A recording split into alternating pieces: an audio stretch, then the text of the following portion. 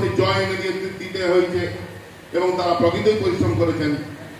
তাই তাদেরকে আমরা শ্রদ্ধা এবং সম্মান জানানোর জন্য এই ব্যবস্থা আমরা করবো এবং ভবিষ্যতে ভালো রেজাল্ট যাতে করা যায় এবং তাদেরকে দেখে আরো সবাই যারা কম পরিশ্রম করেছেন যারা যদি তারাও বেশি পরিশ্রম করেন ভবিষ্যতে সামনে 26-এর বিধানসভা, তাহলে আমরা পশ্চিমবাংলার 1 নম্বরে থাকতে পারবো।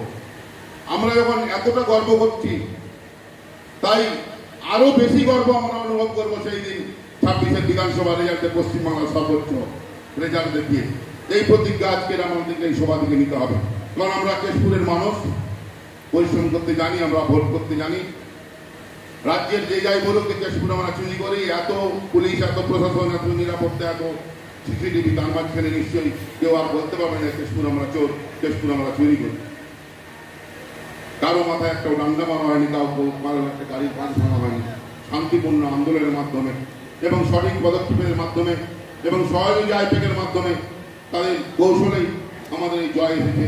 তাই প্রত্যেককে আবারও যথাযথ শ্রদ্ধা এবং সম্মান জানিয়ে আমি আমার বক্তব্য শেষ করছি।